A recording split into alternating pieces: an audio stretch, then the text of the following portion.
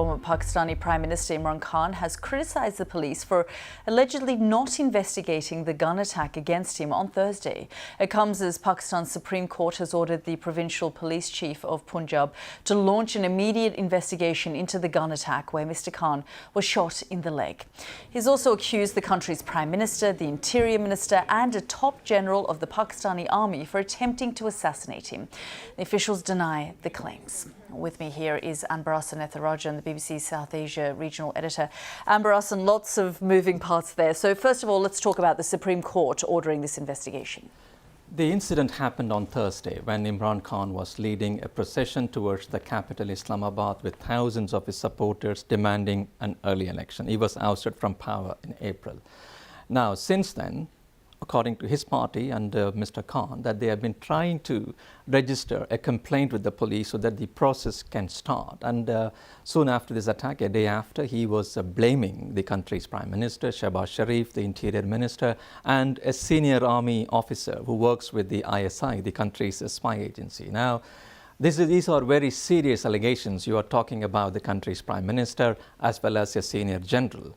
But he didn't provide any evidence to back up his claims.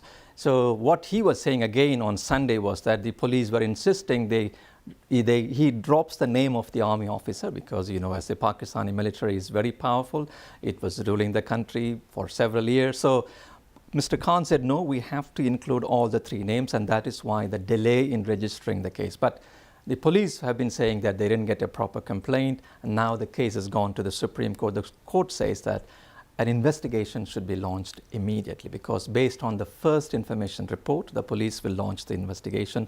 And that's why the court's intervention has come within 24 hours. Before, tomorrow morning, they should register a complaint. But again, this raises the political tension because the accusations are so serious against the Prime Minister as well as a senior army officer. In fact, as the attack happened around that time, his closest aides were pointing the finger of blame at the government, saying that yes, we have private security, but they didn't offer us enough security. And he sort of was engaging, or his closest aides were, soon after this shooting took place.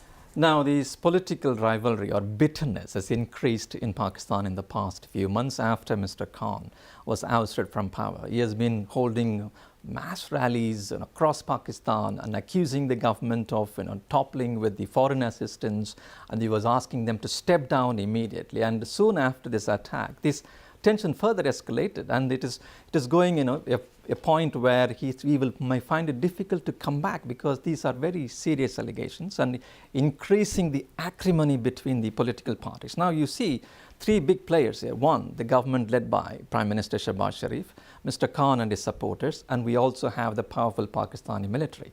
So all these three parties are now facing a brinkmanship where who is going to take the next step? All coming at a time when the country is also facing a severe economic crisis. They have less than $8 billion foreign exchange reserves. That means only 6 to 7 weeks of imports. They are already waiting for IMF to release the money. So people would want political stability, even for investment or even for the IMF to release the funds. And here you have the three power structures fighting or having a tense standoff with each other. And Mr. Khan has already indicated that. He's made it very clear, unless these people resign, I'm not going to step back, and asking his supporters to continue the protest. So this is likely to lead to more tensions in Pakistan. We'll be watching very closely because in the coming days, former Prime Minister Imran Khan says he will resume his long march, which they say will come to an end in 10 to 12 days' time. And no doubt the political tensions will continue to escalate. Anbarasan, thank you very much for that update.